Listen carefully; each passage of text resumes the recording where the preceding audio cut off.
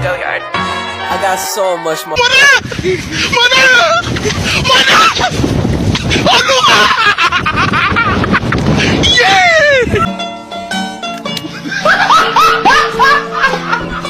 Are you ready, kids? Aye, aye, Captain! I can't hear you. Aye, aye, Captain! Oh! Fucking design on right now. Break it down, bring it back, make it clap. I got 3 old thoughts, new guap, where that thing. Bitches on my line, and you know. Bismillahirrahmanirrahim. Assalamualaikum warahmatullahi wabarakatuh. Alhamdulillahilladzi hadana wa ma kunna linahtadiya laula an hadanallah. Asyhadu an la ilaha illallah wa asyhadu anna Muhammadan abduhu wa rasuluhu la nabiyya ba'da, amma ba'du. Perkenalkan, nama saya Sriyanti dengan NIM 2522164. Saya dari PT IKA 2E. Saya mahasiswa UINSYE MJAN Jambe Bukit Tinggi, Fakultas Tarbiyah dan Ilmu Keguruan, Prodi Pendidikan Teknik Informatika dan Komputer. Baiklah, di sini saya akan membuat video ujian tengah semester guna untuk memenuhi tugas mata kuliah Sistem Basis Data dengan dosen pengampu Bapak Rian Amanda MPDT.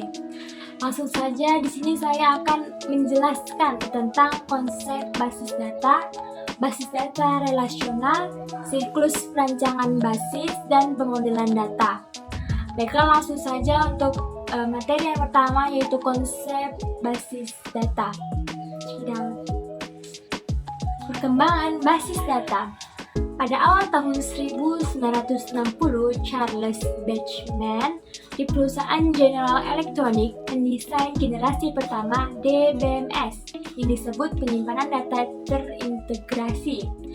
Lalu, pada awal tahun 1960-an, IBM mengembangkan sistem manajemen informasi atau Information Management System. Pada tahun 1980-an, model relasional menjadi paradigma DBMS paling dominan. Bahasa Query SQL dikembangkan untuk basis data relasional sebagai bagian proyek sistem R dan IBM. Apa sih itu basis data? Basis adalah gudang atau markas atau tempat berkumpul atau tempat sarana. Lalu, data adalah representasi fakta dunia nyata yang mewakili suatu objek. Objek itu berupa manusia, benda, kejadian, dan lain-lain yang disimpan dalam bentuk teks, angka, gambar, dan sebagainya. Jadi, basis data adalah kumpulan dari item data yang saling berhubungan satu dengan lainnya, yang diorganisasikan berdasarkan sebuah skema atau struktur tertentu. Disimpan di hardware komputer dengan software yang digunakan untuk manipulasi data dengan tujuan tertentu. Jadi, apa sih sistem basis data itu?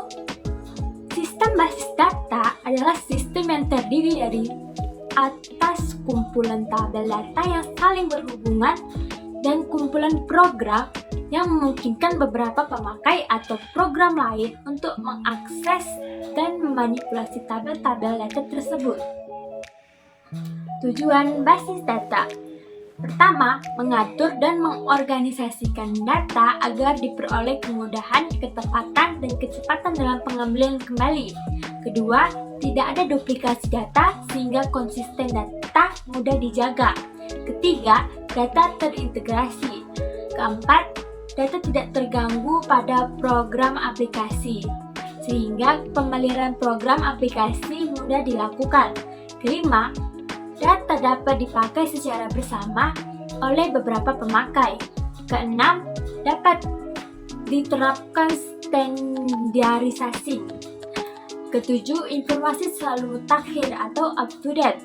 Delapan, mudah dipahami kebutuhan konten informasi dari pengguna atau aplikasi-aplikasi tertentu. Kesembilan, menyediakan struktur informasi yang alami dan mudah dipahami. 10. Mendukung kebutuhan pemrosesan dan objektivitas kerja. Itu dia tujuan dari basis data. Manfaat basis data. Yang pertama, pertama, kecepatan dan kemudahan atau speed. Memungkinkan kita untuk dapat menyimpan dan merubah data dengan mudah dan cepat. Yang kedua, kebersamaan pemakainya atau shareability. Pemakaian tidak terbatas bisa dilakukan oleh beberapa orang. Yang ketiga, pemusatan kontrol data atau kontrol. Data yang menjadi pusat pada satu tempat penyimpanan. Yang keempat adalah efisiensi ruang penyimpanan atau space.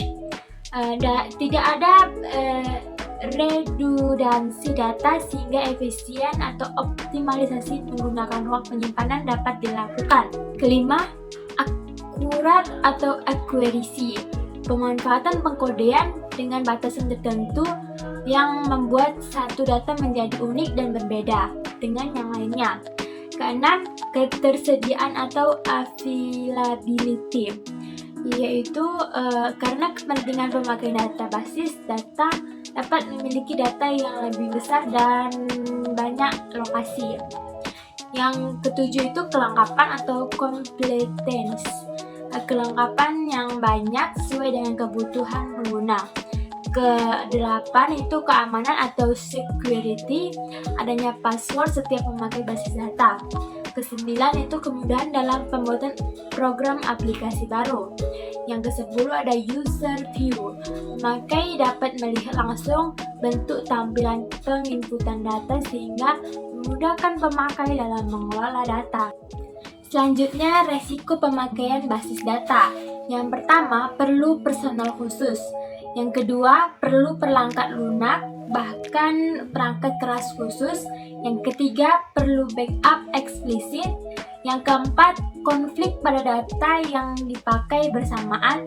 Yang kelima, perlu konsensus antara organisasi yang memakai basis data. Selanjutnya ada operasi dasar basis data. Ada beberapa operasi. Yang pertama, pembuatan basis data. Yang kedua, penghapusan basis data. Yang ketiga, pembuatan file atau tabel. Keempat, penghapusan file atau tabel. Kelima, pengubahan tabel. Keenam, penambahan data. Ketujuh, pengambilan data. Dan kedelapan, menghapus data.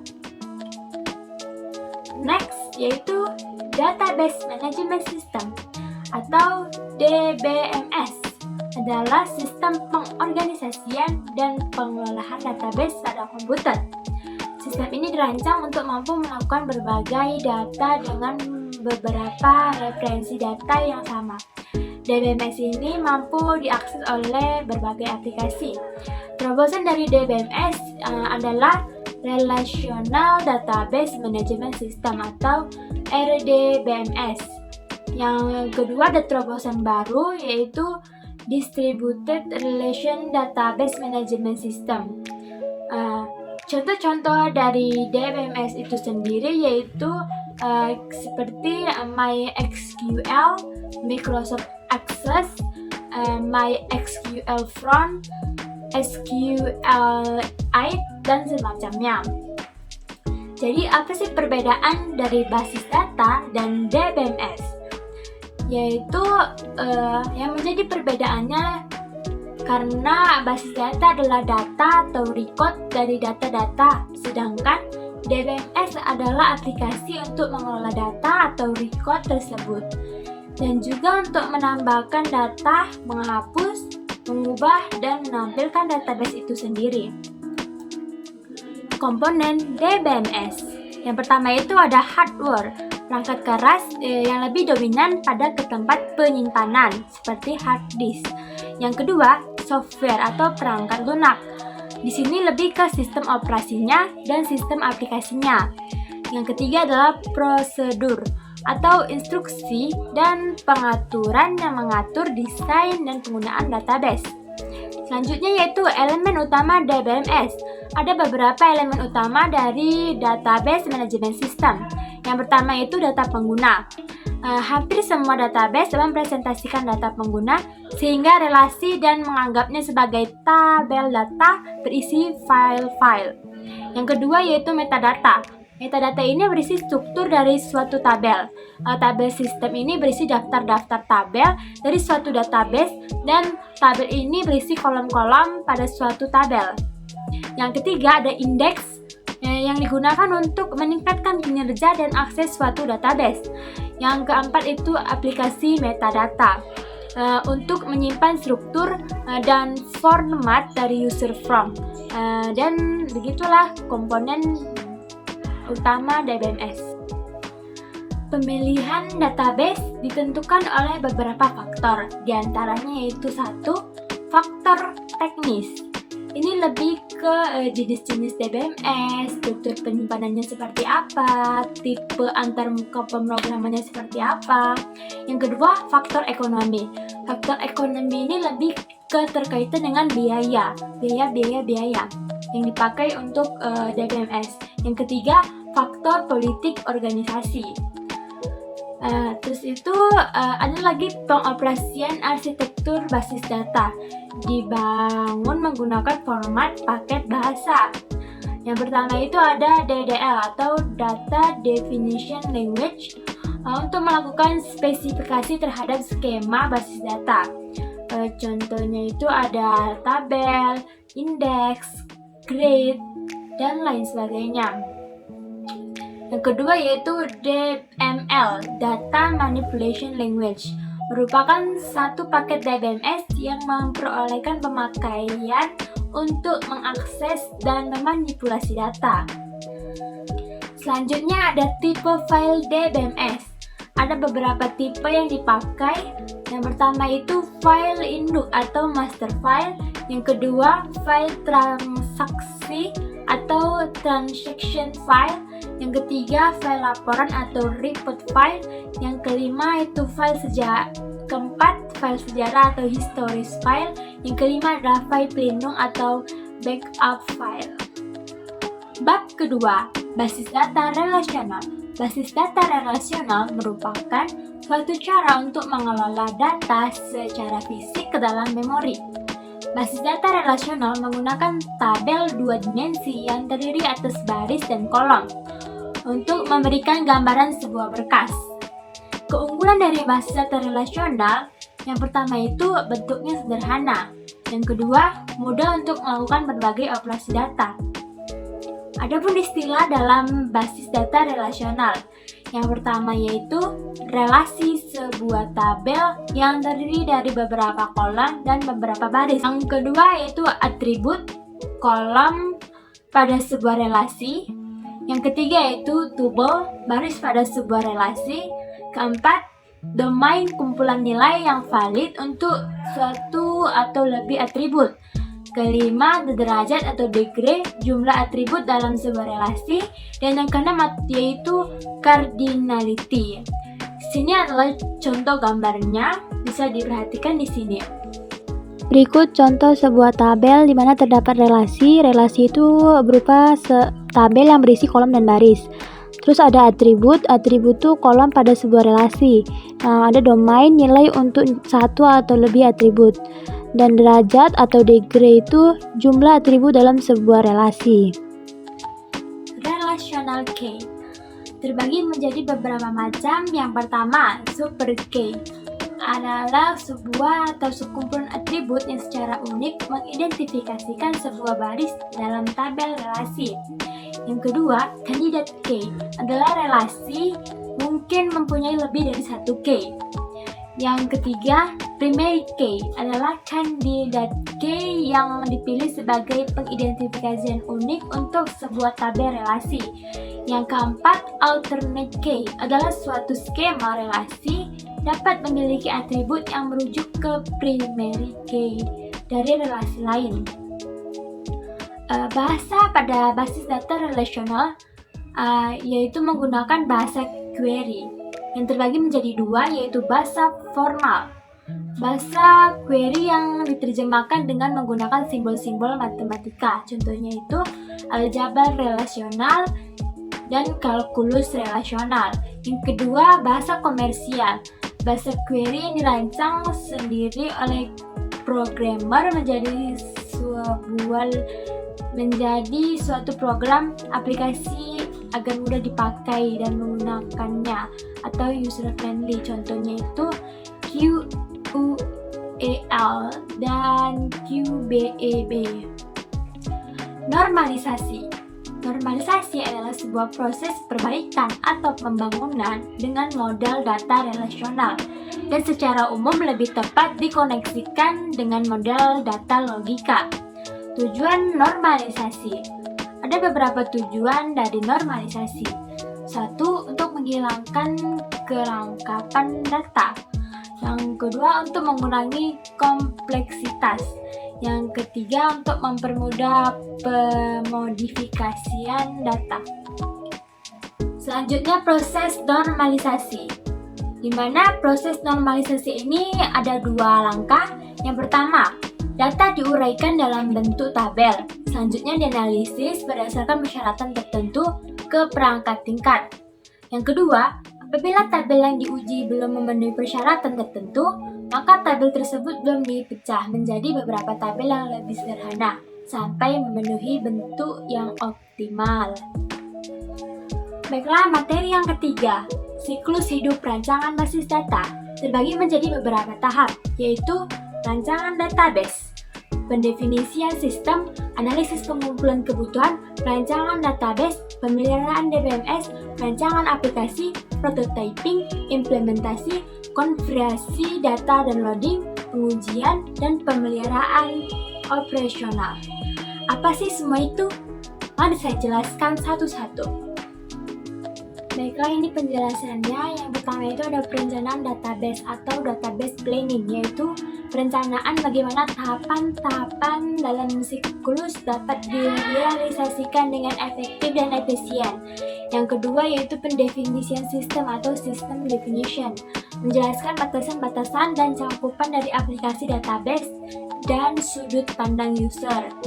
Yang ketiga, analisis dan pengumpulan kebutuhan, mengumpulkan dan menganalisis seluruh kebutuhan pengguna dan area aplikasi. Selanjutnya, database design merupakan suatu proses pembuatan sebuah desain database yang akan mendukung tujuan dan operasi database. Selanjutnya, DBMS selection.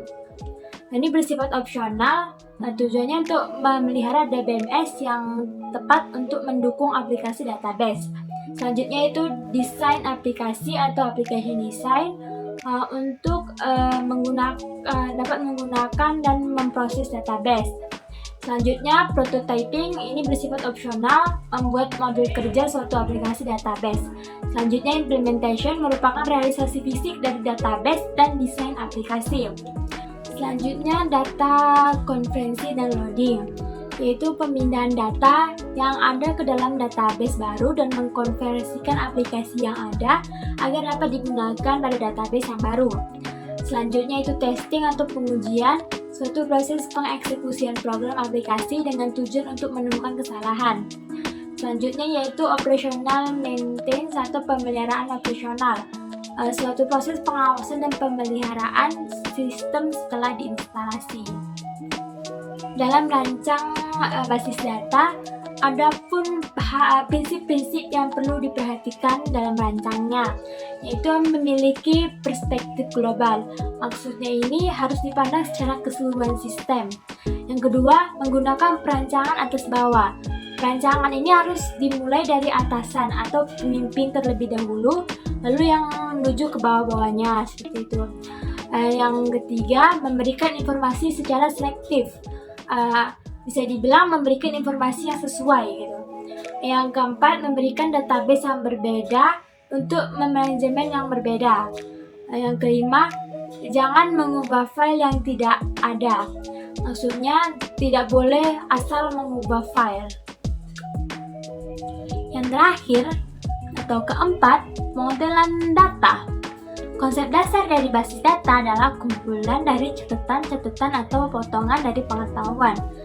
Sebuah basis data memiliki penjelasan terstruktur dari jenis fakta dan yang disimpan di dalamnya.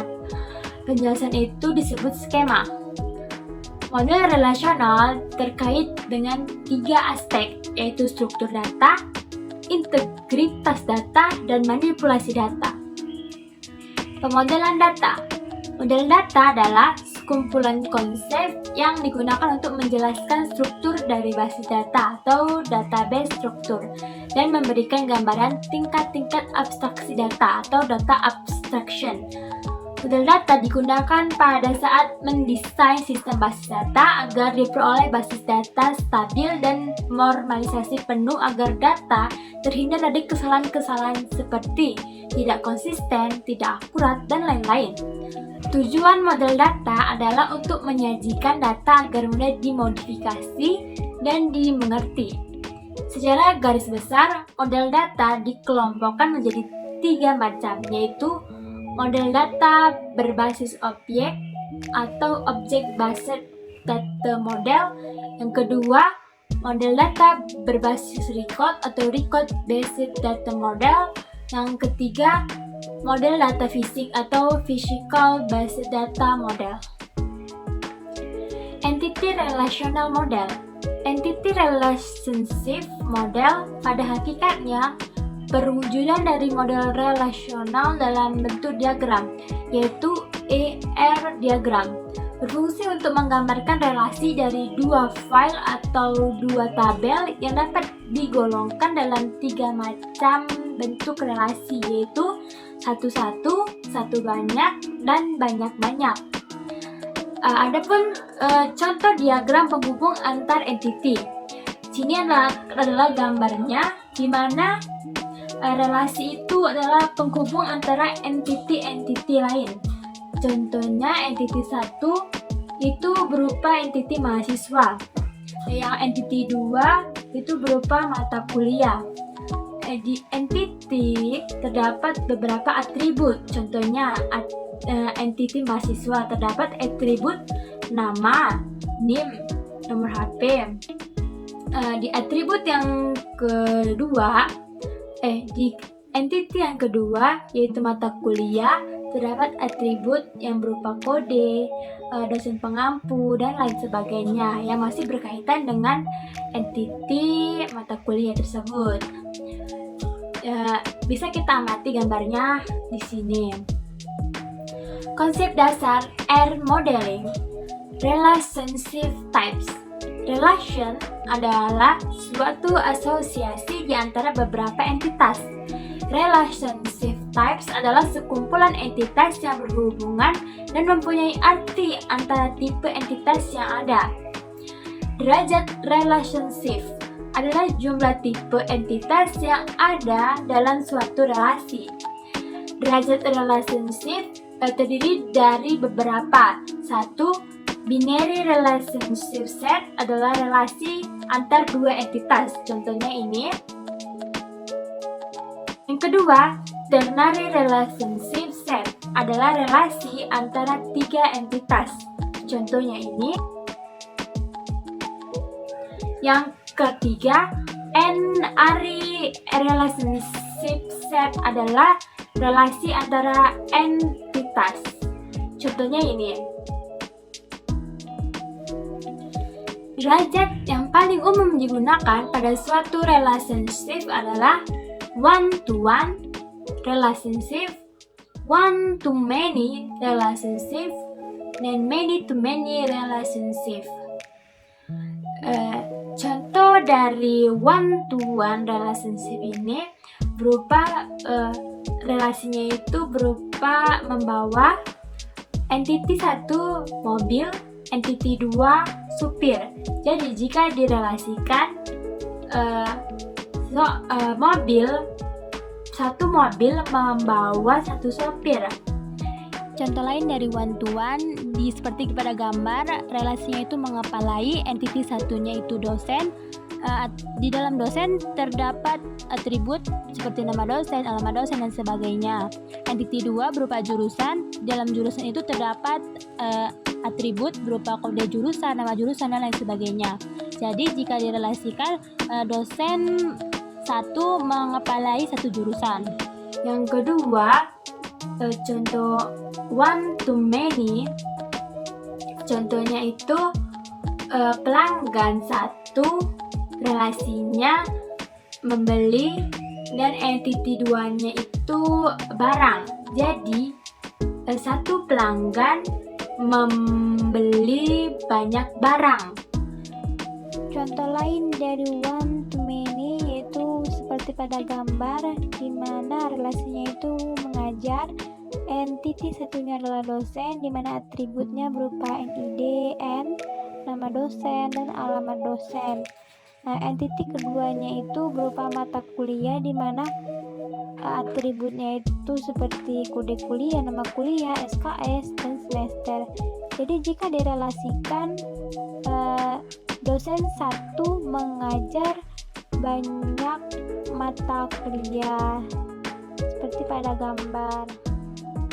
Begitupun sebaliknya jika diterapkan pada many to one seperti pada contoh di gambar ini, di mana relasinya itu berupa mengajar dengan atributnya itu berupa gabungan dari entiti tersebut, di mana entiti pertama itu berupa mata kuliah yang atributnya itu berupa kode kuliah, nama kuliah, SKS, semester yang masih berkaitan dengan entiti satu. Yang kedua berupa entiti kedua berupa dosen, di mana atributnya itu berupa NIDN, nama dosen, alamat dosen, dan sebagainya yang masih berkaitan dengan entiti kedua. Jadi, jika direlasikan banyak mata kuliah diajar oleh satu dosen saja, seperti gambar di atas. Contoh yang ketiga yaitu many to many. Many to many itu contohnya relasinya itu memuat entiti satunya itu surat kabar dan entiti duanya berita. Jadi surat kabar banyak surat kabar memuat banyak berita. Seperti itu contohnya. Adapun contoh dari many to many yaitu seperti pada gambar di mana relasinya itu adalah mempelajari, entiti satunya adalah mahasiswa. Atributnya itu berupa NIM, nama mahasiswa, alamat mahasiswa dan lain sebagainya. Dan entiti keduanya yaitu mata kuliah. Atributnya itu berupa kode kuliah, nama kuliah, SKS, semester dan lain sebagainya yang masih bersangkutan dengan entiti tersebut. Jadi jika direlasikan banyak mahasiswa mempelajari banyak mata kuliah sesuai dengan gambar atau diagram pada gambar di atas. Mungkin cukup sekian penjelasan saya mengenai sistem basis data. Kurang dan lebihnya saya mohon maaf karena kesempurnaan hanya milik Allah Subhanahu wa taala. Kesalahan itu hanya milik syaitan dan saya hanyalah korban. Saya akhiri dengan wabillahi taufiq wal hidayah. Wassalamualaikum warahmatullahi wabarakatuh. Terima kasih. Thank you for watching.